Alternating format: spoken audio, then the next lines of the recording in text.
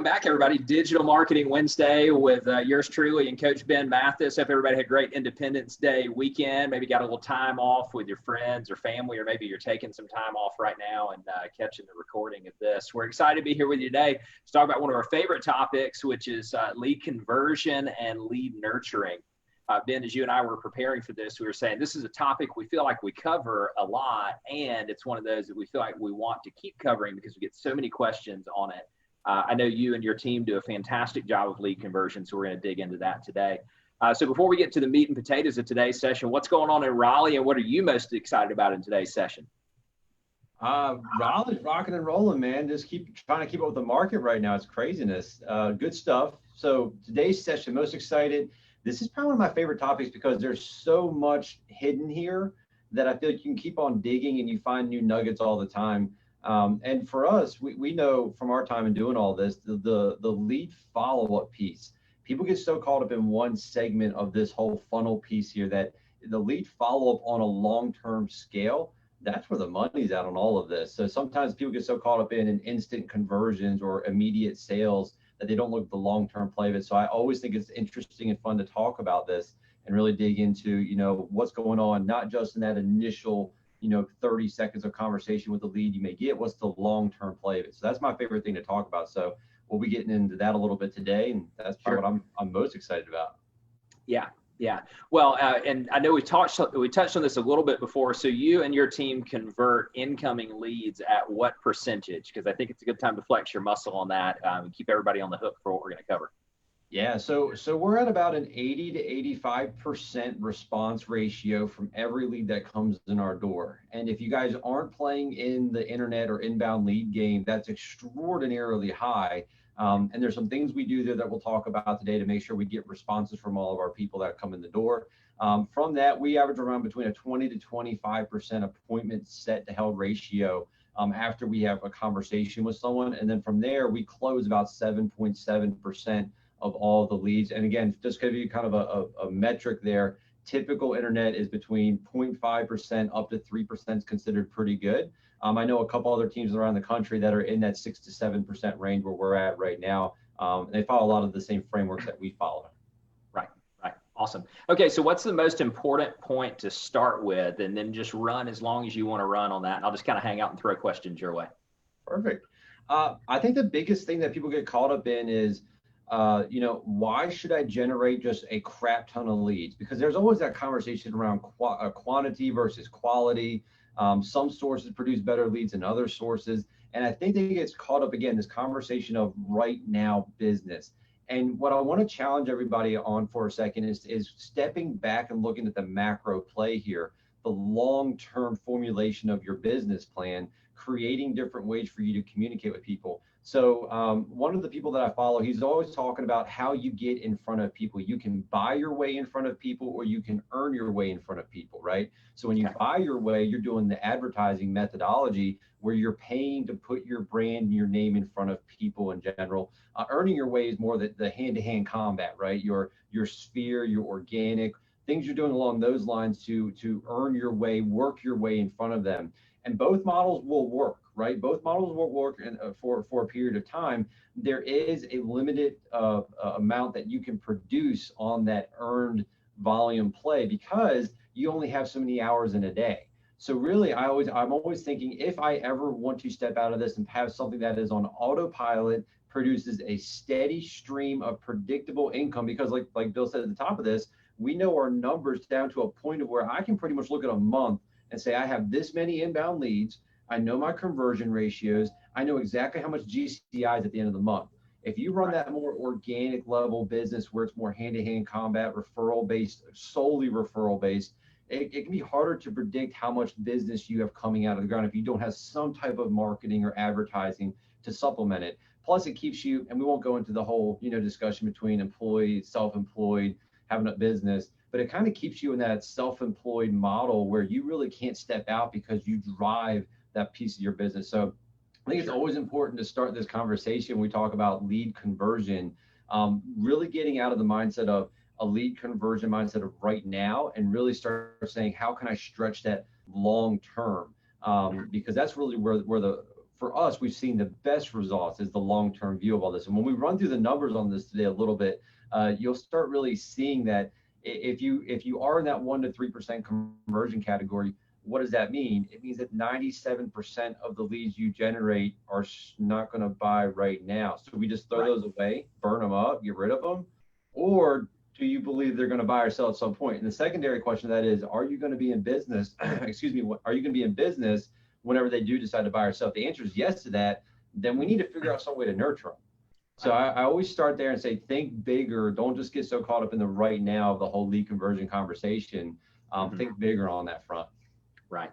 Well, I think you make a couple of great points in there that I'd love for those who are watching this just to make some notes on. So the first, what I hear you saying is you're talking about long-term predictability and long-term scalability of the business. So for a lot of agents and even some folks that we coach, they initially build their business out of their database, which is the way we would coach it. Lead generation tactic number 1, database, nail it with your database. Lead generation tactic number 2, technology and digital and everything that is tied into that. So those two pieces being married are actually what you're describing right now. You're saying that hand to hand, I go out and win it is really the first phase of building a database centered business. And now you're talking about the long-term scalability of the business. And you know from that length of the pipeline and that length of the funnel, what's coming out of that second leg of it. And then the other thing you mentioned that I think is really interesting, I'm going to hand it back to you, is for those of you who are watching this, consider any purchase you have ever made, any big purchase you've ever made. Maybe it was a home, maybe it was a vehicle, maybe it was a boat, maybe it was a new set of golf clubs, which are on my radar right now. Whatever it is, how long do you spend in research mode? It's usually not the, hey, I want to buy a new boat and I go buy a new boat tomorrow. It's a, hey, I want to go buy a new car and I start looking and doing the research. And now you've got this pipeline effect that Ben's talking about. So connect all of those things for us and let's talk about whether it's the conversion piece you want to start with first or the nurturing piece. How do they go now that they're bought into this? How do they go execute on it? Well, yeah, great question.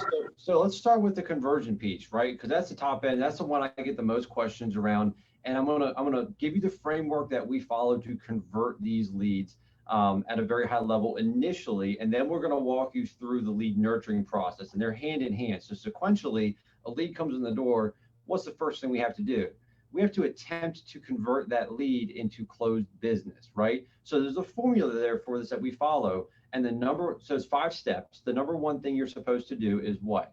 Get a response, right? So many agents get right into, I got to pre-qualify them and get them closed. And it's like, well, first they have to talk to you. If they don't talk to you, then how are you going to ever convert them? So we start with response, right? And we're looking for little things, ways to catch attention. I'll give you guys a tip on this right now. We're seeing really good responses from video text messages to people.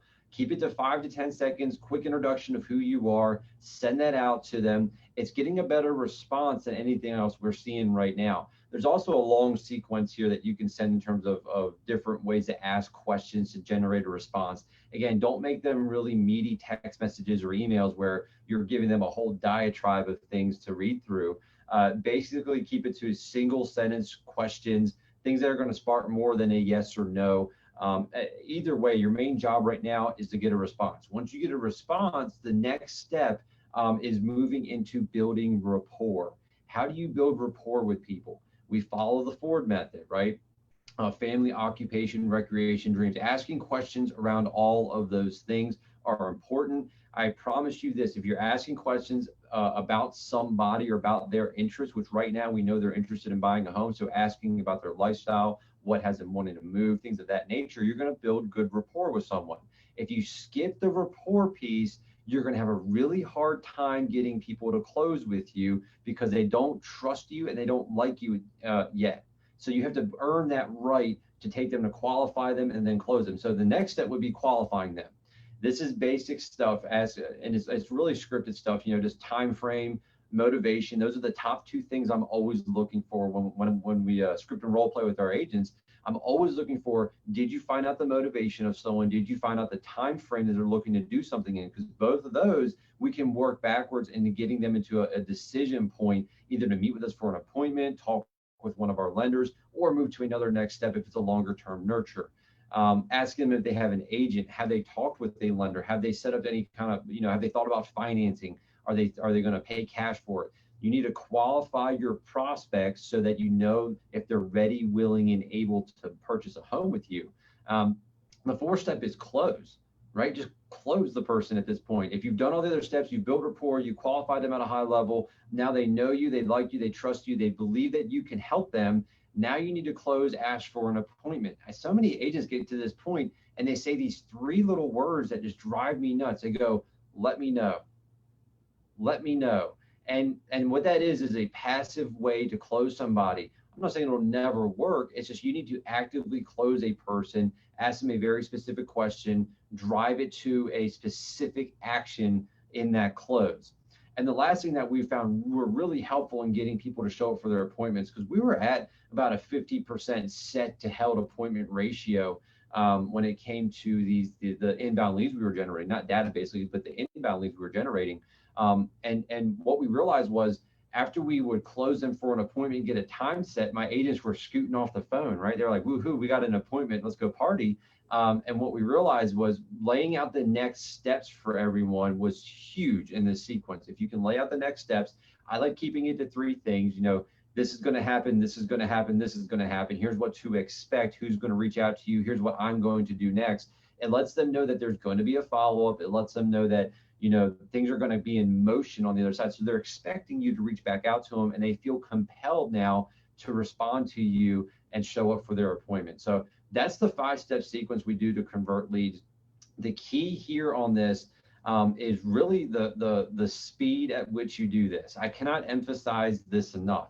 And I want you to think about when somebody signs up on whether it's a Facebook ad, whether on a Google pay-per-click ad, or wherever they're at that moment, when they're on their phone and they sign up on your site, they're on your website, right? They are in your funnel at that point. The longer you wait, the more likely they're going to put the phone down and walk away from it. So if you text them at that moment, they're more likely to respond to you because they're like, oh, I just signed up. This makes sense to me. This is probably someone calling me from this website, right? For this home or something along those lines. If you wait 2 minutes, 6 minutes, 20 minutes, 30 minutes, a day, a week, they're most likely you've lost that person in that time frame. Not saying you can never get them back. Again, we don't trash leads. We'll talk about more about that in a minute, but you need to be fast. I mean, Zillow now has it that it has to be under 2 minutes. And really the new number I've heard recently on some of my calls around this whole turning these internet leads quickly is 30 seconds or less. They're like 30 seconds or less. So now most platforms that we look at are the platforms connecting you in that time frame so you can get in front of your lead in 30 seconds or less. The answer is no. Your chances go way down because people are so fast paced now when they're on their phone scrolling and looking at stuff that they leave within 30 seconds. So if you can capture them in that 30 seconds, your rate of capture skyrockets.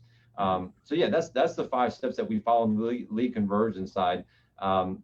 Super powerful stuff, pretty simple stuff too. Well, yes and yes. And here's the thing that as people are watching this, they may be thinking, well, yeah, Ben, I've heard this before, or yeah, I know to do that, or maybe that's a new thing that I'm not doing, or sometimes I forget to. I don't know if you've ever done this. I've run into this problem before where I get on the phone with someone and I forget to ask a question that I meant to ask, or I forget to say a thing that maybe I should have said. And one of the very simple systems, I know you guys use them, a number of folks that we coach use them, is just an inbound lead sheet. And it can be an old school piece of paper, or it could be an intake digital form or something like that, where when that lead comes in, it's just a series of questions and the prompts that you're going to use to work through it. And as simple as that sounds, it's going to make sure that we stay on track and don't sort of wander over the river and through the woods to get back to grandma's house. We're staying right on point and we're making sure that we're closing. So any thoughts on any of that, or you want to move on to the next phase of today's discussion? That's a good point. I mean, simple things, sometimes going old school and having that lead sheet in front of you. I know for me, I'm a big believer in having things in front of me to help spark my thoughts, not so much that you're reading them verbatim. Right. I like having those questions in front of me, mostly because I'm really, and this is me being 30, well, now I'm 31, but my age range, I have this belief I can hold everything in my head, right? And it was only until about 3 or 4 years ago I realized that's not the case, because there's not that much room up there as it is. I have a pretty big head as it is, so there's not a lot of room left. So I have to write things down. So what I realized was having these questions in front of me to write them down in a sequential order not only did it make sure I recorded the information, it makes you sound super professional on the phone when you say, hey, I got a couple questions to ask you real quick. Are you cool with that? They're like, absolutely. What are the questions? And then you go through this list. It's pretty professional sounding, because who else does that, right? So who else asks you questions in a sequential format? Typically your doctor will. When you're getting those intake forms with a nurse or you're on the phone, they have a sequence they follow. Attorneys will, their paralegals will ask you questions in a sequential format. So they're used to this. I think like CPAs or your financial advisors, they ask questions in a sequential format when you're talking to them. So I think about that on a phone call, or even if you're texting someone, it sounds really professional, looks really professional, keeps you in line. And it's a really simple thing to implement. So if you're not using a lead sheet, I'm a big advocate for it. There's ways to digitize it as well. Sure. I like putting pen to paper on it and then scanning that in. That's actually how we run that, because it's just simpler in the long run. Right. Well, you take that lead sheet and you put it anywhere where you're going to take an inbound phone call. I mean, I think back to when I was still doing this, and it was in the glove box of my truck. It was on the bar countertop at home. It was on the office desk next to my phone, anywhere where I might take a sales call. So one more thought on this checklist thing, just to drive the point home. If you look at any industry, and this is not you specifically, this is anyone who's watching, any industry where the cost of error is high, there's a checklist that underpins the system. So medical, aviation, the list goes on and on. Your doctor misses something, that's a high cost of error. The pilot misses something, that's a high cost of error. I would argue, and you probably would too, Ben, that missing something in this business, there's a high financial cost to that error, because at the minimum, it's a missed opportunity of a sale. So the cost of that error is $5,000, $10,000, $15,000. And so in that instance, perhaps the checklist is the way to mitigate the risk of that error. And so we're just giving you a really simple idea to take those 5 points Ben mentioned, drill that down into something that works for you, and plug a gap that might be there. Yeah. Well, I'll give you an example on this, because there is a dollar amount to this. That's a really good point, Bill. All right, cool. Let's have it. Is we went through this where I realized, and I think I mentioned to you and Debbie before, that looking at the numbers of sellers in our lead pond, right? I was like, oh, it's like 40% was like my guess. It was the best guess on the data we had. And then we actually started really tracking the number, because I could start filtering in and qualifying questions a little bit better. It's closer to 75%. So that's like almost double the amount of sellers we thought we were getting in terms of inbound leads that we had classified as buyer leads. So then we went back in and we went, are you guys asking the question when you talk to your leads of, do you rent or do you own? Just that little phrase in your qualifying questions. Right. That's how this past, and 8 days into July now, we had 13 listing appointments last week from our buyer leads. Yes. Because of one question that we added to our checklist. So I look at that and I say, financially, it's a huge piece of the puzzle. Yeah, I'm so glad you touched on it. And this part of the benefit of us just sort of talking like nobody else is here other than us is we end up back to stuff like this. And I don't know that either one of us would have thought to mention today, except the question that you and I and Debbie and the rest of the team get a lot is, how do I go generate more listings? And one of sort of the hidden tricks, and that is what you just described, is make sure you're asking every inbound buyer lead, do they rent or do they own, and do they have a home to sell first? There you go. There you go. Well, and this ties in nicely to the next section that we want to talk about, a little bit of the segmentation piece, right? What we realized was, when you're segmenting out your leads, there are specific questions you need to ask to make sure you're segmenting out. And one of those is, do you rent or do you own? But first, when you're looking at this now, so we went through our whole sequence. We do a 13-day follow-up. We hit it pretty hard in those 13 days. It's well over 60 touches that we do in that 13-day period. So say we don't get a response from someone, that it's like, okay, they're not interested in buying or selling with us. The thing that I see a lot of agents do is that lead just kind of gets kicked to the back of the pile. And they're like, we're just going to let that one go to the back now, or I'm not going to follow it with it. If they actually followed it with it 60 plus times in their sequences, they just kick it off to the side. What most often happens, and I'm happy to air the dirty little secret here, is they call it one time maybe, and then they're like, this person's not interested, and then they kick it to the back of the pile and they forget about it, and then they say, well, those leads suck. And that's not true. It's that you didn't work hard enough to get the lead. So, but just say we did the whole sequence. Let's just say we did that. Okay, we were superstar agents. We followed the sequence down to the bottom.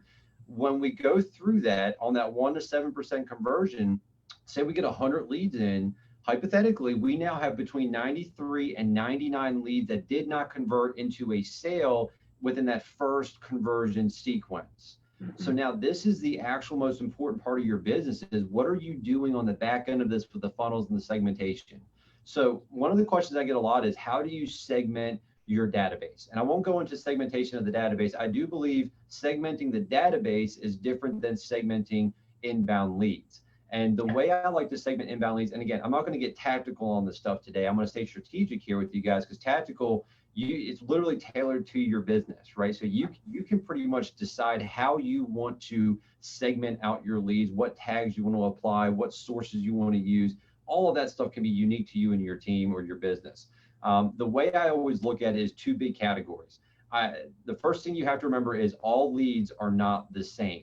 And the reason I think about that is the channels in which they come on. So I'm always thinking about what channel did this person come in on? And the reason for that is you don't go on Facebook for the same thing you go on YouTube for, that you go on Pinterest for, that you go on Instagram for, that you go on Twitter for, that you go to Google for, right? You're on there for different reasons for each channel. So each platform then has a different purpose. Therefore, your method of communication with that platform has to be a little bit different. Otherwise, you run the risk of lumping everyone together. And I'm not saying this wouldn't work. If you have a high volume of leads coming in and you're just like, you know what, I'm not going to segment these out. I'm just going to shotgun blast it. You'll see results out of it if you do a lead follow-up plan. However, if you want to really up your game, you'll specify based on your lead channels where they're coming in at. Because we know that intent is different from a YouTube pay-per-click ad that we put on the front of a YouTube video than it is on someone who comes in on a Instagram ad that we ran, right? There's different intents. Somebody might have clicked because they saw a house, they've kind of thought about doing it, they're not really serious. Whereas YouTube, they might be researching how to stage my home to sell. Totally different conversations based on the channel. So the first thing when you're segmenting, I would say, look at your lead sources. Where are people coming in from? We're going to segment off of those. Most platforms now will let you segment your leads automatically inside of the platform. So when someone comes in, you can segment it into a pond, you can add a tag to it, however you want to do it. I always say start with the channels. The second thing that we're looking for when I'm segmenting people, it goes back to that question of, are you looking to rent or do you rent or do you own? Do you want to sell a home? Do you want to buy a home? If I get a response around one of those two, really most people buy or sell for us. I'm trying to figure out why are they here, right? What's the purpose of them being here? And the reason is what we found out by that 75% of our leads coming in were actually had homes to sell and then they were looking to buy. I'm sending them all this buyer info and they're going, I don't care about any of that right now. I have a home to sell. I'm just browsing homes. And then we're like, oh, so if we change up our marketing message to say, hey, here's what you could get for your home in this market. Here's how to sell your home for top dollar. Here's the biggest mistakes agents and sellers make when they put someone's home on the market. Don't make these mistakes. Suddenly we noticed our open ratios went up. We noticed our click-through ratios went up. We saw our response ratios go up because the message matched the person's interest instead of us just shotgunning it out there thinking that they were all buyer leads. And that's the number one thing, Bill, that I see people do right now is they just act like every lead that comes into their system is a buyer lead unless they have a home valuation thing that they run. That they just kind of say, oh, these are all buyer leads. We're just going to run with them all as buyer leads. If you don't do the segmenting of the channels, please try and segment them based on their interest or where they came from. And then that will up your response rates on the back end. Right. I like it. I was, if you saw me looking down, I was just sort of monitoring any sort of comments that were coming in. And Debbie actually chimed in with a great idea here. So let's see what you think about this. The intake form, the buyer lead sheet, she said, it sounds like a great download for those who invite 3 people to join the group. So maybe we could have Kaylee track that. Those of you who are watching this, invite 3 other real estate agents or broker owners of firms or team members on real estate teams to join the group. Kaylee will track that and we'll send you an inbound buyer lead sheet as a thank you from us. Yeah, that's a great idea. Good idea. Of course, Debbie has all the good ideas, and she's not even here right now. I love it. It's so typical, guys. If you don't coach with us, you'll know soon enough. Debbie runs the show. We're just the pawns in it. That's a great idea. I love that. I'm telling you, if you can take one of those sheets and role model it, guys, and add those questions into your processes, even with your database clients, people love it when you ask those questions because it sounds super professional. I tell everyone, because my team, we have heavy referrals, database. We've been in the business for over 30 years. So I would still say 65% of our business comes from database. And one of the things my agents are always saying, well, why do we do the lead sheet with our database referrals? We already know they're going to use us. They like us. They trust us, all this good stuff. And my favorite analogy is think of your favorite restaurant that you're going out to, right? Your favorite restaurant in the world. You walk in, they know you by name. They say, hey, Bill, how are you doing? It's great to see you again. What brings you back in? They take you to your table, you sit down, and then typically at most restaurants, the nicer ones that you go to, they have some type of, they bring stuff out to your table because they know you. But they're like, oh, since we know you guys, we're not going to give you the all-star service because you've been here before, So we're just going to let you hang out. But these new people are over here. I'm going to go give them the full 5-star service here, the 5-course. You just hang out though, because you've been here and you like us and we like you. So we're going to work out well together. So the way I like that analogy, because you think about when you're working with your past clients, treating them in this manner, taking a lead sheet, asking them questions that they're going to be like, man, this is professional. This is awesome. We've actually had clients say that to us. They're like, man, you guys have upped your game the past couple of years. And then they refer someone to us because they said, you have to go work with them. We actually had a listing appointment last week because someone said, you have to go talk to them. They've upped their game on certain things. So don't be afraid to grab that lead sheet, invite those 3 people in, because I tell you what, even if you're mostly database, it's super useful and impactful for them as well. Yeah, it's a great point. It's interesting to observe, and we've probably all been guilty of this at some point in time in the sales business, how if we're not careful, we may put too much emphasis on the new person and not on the repeat referral. And there are tons of industries who do a great job of this, like your top tier airlines or vacation or travel companies, or like Disney comes to mind and Delta comes to mind, and others who show preferential treatment to those folks who continuously bring more and more business to the table. So I think you make a great point there. Yeah. All right, what do we want to hit next? Well, let's talk a little bit about nurture. I get asked all the time, how are you nurturing this? And this is the big blanket, guys, that wraps all of this stuff. So when you step back and look at all this stuff, everybody in your database should always be in a nurture campaign, but in some way, shape, form, or fashion, right? And I always tell everyone, if you're just starting out with this, don't think, oh, holy cow, I have to go build out 17 different drip campaigns and they have to have 800 steps in them and they have to be these massive things. Just start where you are and then just add in at least one thing a month, right? Just even do that little one thing a month and then work to one thing a week, and they grow on their own. So the framework here, you can jot this in your notes. This is my framework for just about everything we do, whether it's a drip campaign to convert somebody over or just nurturing inside of our database, or the ad frameworks that we're running right now. It is value, and then you ask. Value, then you ask. So you're providing value, you provide value, then you ask for something. So it's a 75-25 split. And the biggest thing that I see people do when they get a new lead in their database, after that initial sequence, when they're providing value to them, is they always try to ask for stuff. So what we found works really well is giving them good information without asking for anything, right? You can have call to actions in there. You can have little things in it, but don't come out and just say, hey, you want to buy or sell a house? Hey, do you want to buy or sell a house? Hey, you want to buy or sell a house? Having little pieces of information in there, using good pieces or items of value and working that through. And the way we break this down in my world, so I live in 90-day increments for everything I do. I look at 90 days out, 90 days out, 90 days out. So that's how our drip campaigns run. We build things for 90 days at a time. So sticking with the new lead that comes into the database, they would go through a 13-day conversion period where we're trying to get a response, build that rapport, get some type of conversation going so we can figure out where to put them in our system. Are they a right now buyer? Are they in that 3 to 7% range of people who want to buy right now or sell right now? Or are they more of the long term? And then if they're a long term, are they a 90 day within the first 90 days? Are they 180 days out? So on and so forth. So we're saying, where should we place them at in that campaign structure? So when we're doing that, we look at the first 90 days. And that first 90 days for our leads, they typically have more call, texts, and emails for follow-ups, just because we're trying to stay in front of them. And I'll tell you, this is the hardest lesson I've ever had to learn, is that people, when they tell you they're 6 to 12 months out, it is a script. It is a script. Write that down in your notes. It is a script. It is a script. It's like walking into a store and one of the sales associates comes up to you and they say, hey, Bill, can I help you with anything today? And you say, no, thanks. I'm just looking. That's a script. That's a script. And that's what they say when they say, oh, no, I'm 6 to 12 months out. It's not true. It's just a script. And they're not lying to you. Really, I think sometimes they don't know. and then they're just programmed to say, I'm just, that is their version of I'm just looking. It's 6 to 12 months. So for us, if we hear 6 to 12 months, we know they're in buy mode right now or sell mode right now. So they're in the 90-day category for us. And we're going to drip on them. So in there's at least 2 phone calls a month in there. That's the bare minimum. Most of the time, if we hear that, we're calling them every single week. We're texting them twice a week, and we're emailing them once a week. Now, the emails and texts are auto-programmed into our system. So again, for the agents, the only heavy lifting they really have to do is their follow-up calls. If they get beyond that first 90 days and we think they are further out, or say we don't get a response, they move to the next 90-day category.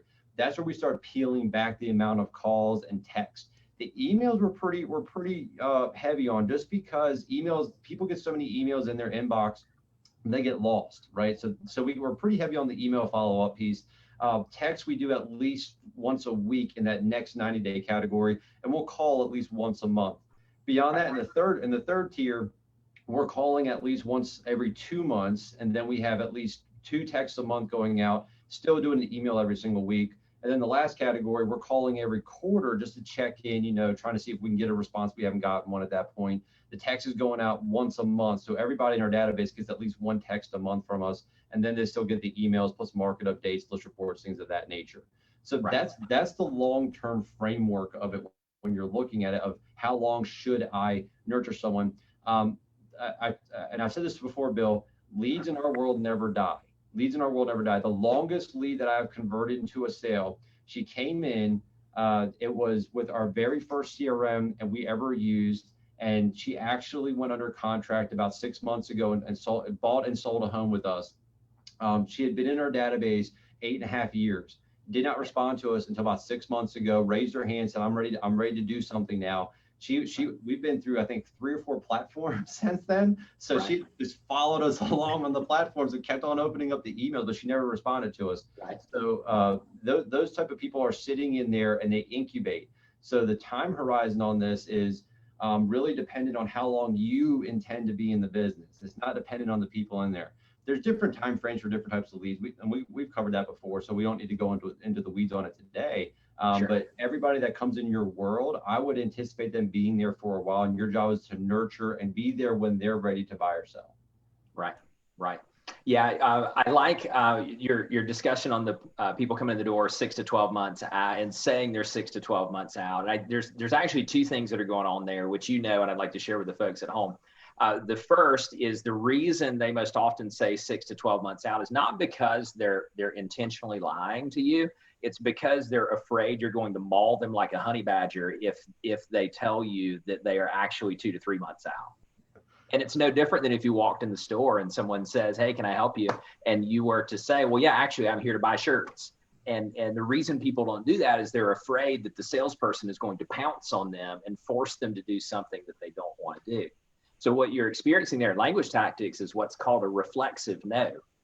And we're all hardwired to do that, particularly people who aren't salespeople. Like as salespeople, we might not mind as much just stating our intention because we know a lot of the tricks in the book. People who don't come from a sales background are actually pre-programmed over time. They pre-program themselves to reflexively say no or to reflexively push back on something that feels like a sales question. So I want to make sure that folks know about that. We've covered that extensively in other trainings that we've done. And so using your scripts and dialogues to uncover, is it really 6 or 12 months or is it sooner than that? And I like that value, and then close. So good stuff. Yeah. What else you got? I think with the lead nurture piece, guys, it's a big thing when you think about, I have to build all those drip campaigns out. So the way I've always tackled it is any content you produce, think about how you can use it in those campaigns. And I would wager a bet with you that most of you have enough content that you've either created or questions you could answer that you could work into your drip campaigns and build something out for the first 90 days. So I wouldn't go out and try to tackle 365 days of drip campaigns and think through all that methodology. I would just start with the first 90 days, right? And then work it really in the first 30 days, saying, okay, what do I have right now to work with? What could I send out right now to nurture all these people? And what you could do say you've done this, you have a bunch of leads sitting there, maybe you didn't convert them, maybe you were a little bit less than stellar in the initial conversion sequence, so now they've kind of sat there and they've got some cobwebs on them. So what you could do is dust them off and start a re-engagement campaign with them.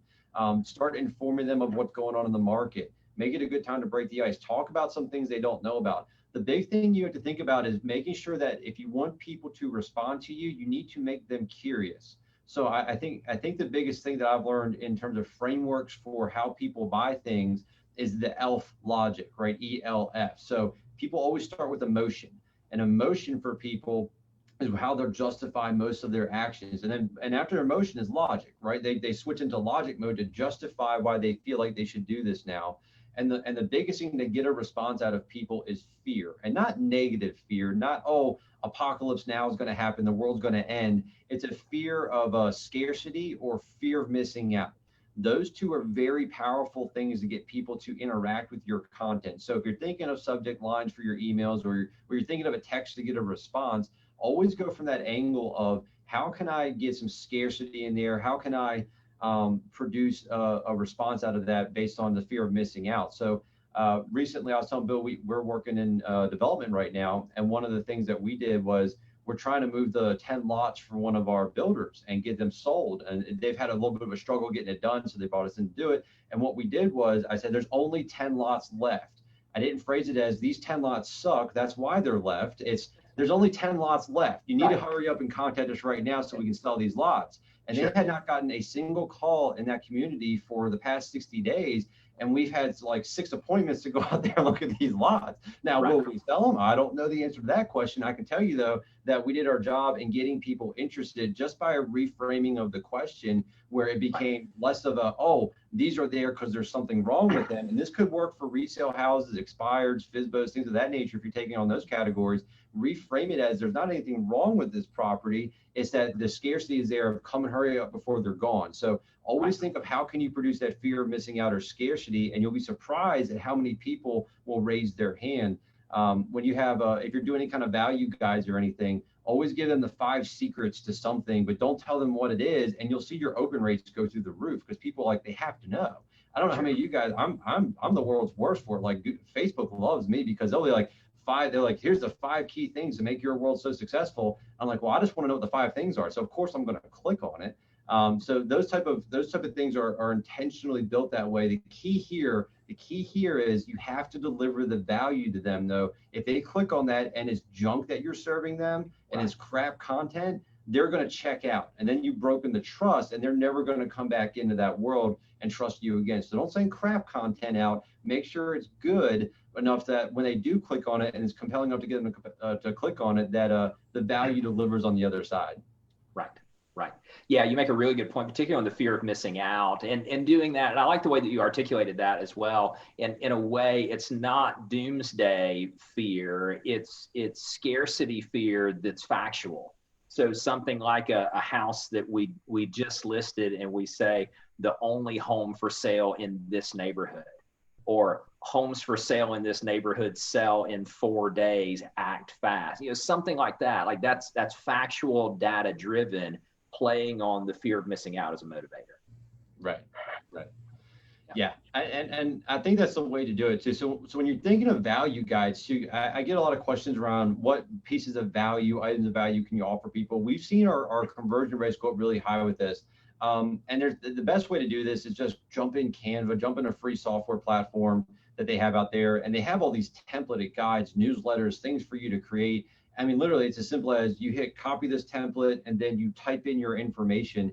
And as agents, I believe that most of the agents that are in this group are rock stars, so they know different questions to answer, right? So if someone says, hey, how does this happen? You have the 5 steps of how that can happen. And then you can articulate that, write it down. That's your guide. Then you offer people in an email. It could be the ultimate home buyer guide. It could be the 5 secrets to sell your home for more money, your market report, however you want to phrase it. Items of value like that, people tend to click on them, open them up, interact with them, download them more so than just sending them an email saying, hey, do you want to buy, sell, or invest? One of the biggest ones, we're a big believer in the Facebook group. So we have a couple of very large Facebook groups. One of the best ones that's performed for us is where we've talked about, how you don't have to have a down payment to buy a home. Now, it explains all the parameters around that. And what it did was spark a lot of conversations with people where they came in and explored the option of buying a home, whereas before they had this barrier in their mind of, oh, I have to have 20% down to buy a home, or a significant down payment. And it wasn't that they didn't have any money to put down. They were at like 10% down. We're like, okay, well, we can help you with that. But it sparked the conversation. So again, going back to lead conversion, your number one job is getting a response. So always be thinking about, what are you trying to get these people or these prospects to do in your system? For us, it's get a response, so then we can follow with them in the right manner to eventually convert them into a client. Mm-hmm. Exactly. We had at least one other question to roll in. Let's see. So Zach was asking, how do you ensure good phone numbers and or email addresses from the incoming leads? Good question. So for us, lead ads are just kind of the way to go. And it always goes back to friction, right? We talk about this in the digital marketing course a little bit, the friction of leads when they're going to input stuff. And we did the numbers on it. I think it was like something like, for them to type in an email address, a name, and a phone number, it was something like 60, 70 punches of their keyboards or their phones that they had to do to input that information. So it drives your ability to get accurate information way down. So lead ads are nice inside of Facebook for us because it auto populates all that stuff, because Facebook knows everything about you on that side of things. So it just puts in your name, number, email for you, so they don't have to type that stuff in. So then it becomes, instead of 70 punches of your phone or you tapping on your phone and putting the information, takes it down to like 3. So the likelihood of you getting better information is a lot higher on that end. You can use other sources, different ways to validate information. I know some of the systems we use check the phones numbers to make sure they're valid phone numbers. That's a good little ancillary of why we keep phone numbers in our system. So say somebody registers with a fake phone number in our system, it won't allow them to re-register. It'll kick that lead out for my agent so that somebody can't re-register with a bad number. So we keep those people inside of our system in a holding pond with bad numbers or bad emails, so that we know that if they try to re-register on our site will not allow them to use that anymore. So it can also preserve some of your ad money on that end as well, just to ensure you do get that good data quality. Right. Good stuff. And I like the discussion about friction and lead ads through Facebook. And it made me think about, just the other day, for some reason, the Touch ID on my phone, I haven't upgraded to the Face ID yet. The Touch ID on my phone quit working. I had to enter my 6-digit code. And I found myself getting frustrated with the fact that I had to punch 6 buttons to open my dang phone, when I was so used to just using my thumbprint. And imagine that, though, and this is what you're explaining right now. Imagine that on the buyer side, and the buyer's like, there we go, got to enter my info again, versus it auto-populating on a lead ad.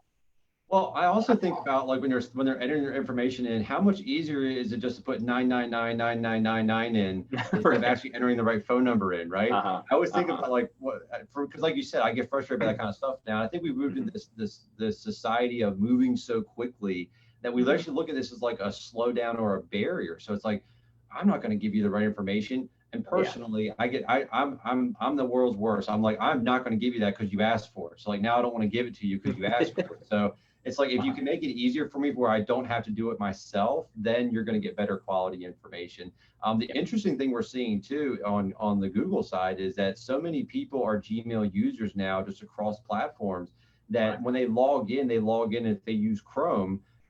They log into the Chrome tab with their whole profile. So if you run a pay-per-click ad now, it's pulling their information and auto-filling it into those fields. So Google pay-per-click ads, guys, I'm telling you right now, they're sneaking back in terms of quality, whereas before they would have to go register on your site and it'd be all gnarly and they type stuff in and it was junk and they got really expensive for a while. So many people have pulled out of Google pay-per-click, plus with people logging into their whole Chrome browser, it's auto-populating that information. And so we're starting to see quality go really, really up in terms of the Google pay-per-click or SEO that we were getting compared to the past 2 or 3 years. Yeah, I think you make a really smart point there, and maybe that's a topic for our next section, because we have seen a lot of people pull away from that, and some of that is uncertainty about what's going on with market cycles right now, and people kind of pulling back on what they were spending, and digital going on sale. And then the others, there's just so little competition in hyperlocal keywords. So anyway, I know you know that. Maybe you and I can chat a little bit about that on a future session. So a little teaser for the folks out there. All right, so let's, as we like to say, put a bow on it or land the plane or whatever catchphrase. Yeah, you guys want to pick at me for using. What do you want to finish up with today?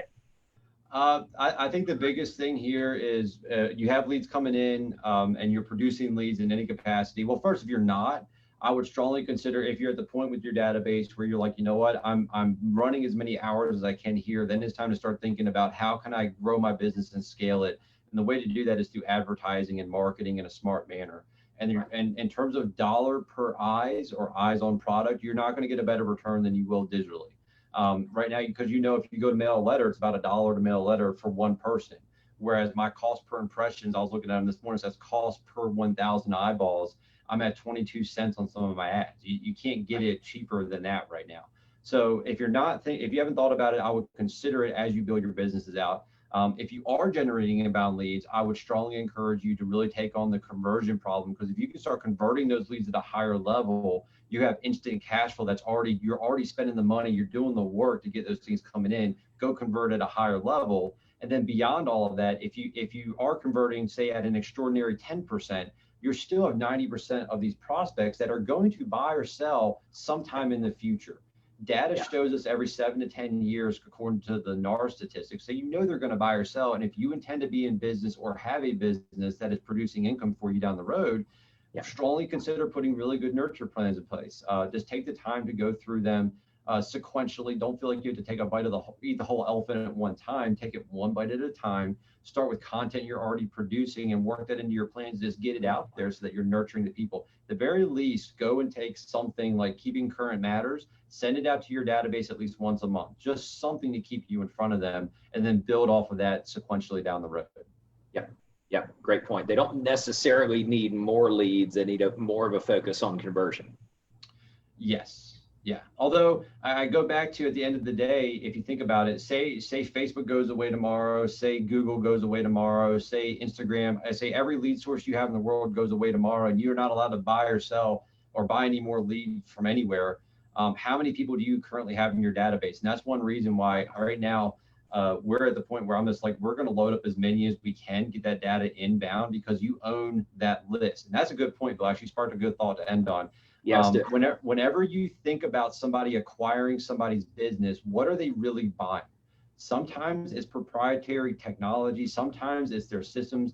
99% of the time, though, if you look at the big acquisitions, it's the customer list that loves that brand. So when Facebook bought Instagram, they could have copied Instagram's technology. Zuckerberg's basically an alien, so he could have copied the technology, right? So what did he buy? He bought their 30 million users, right?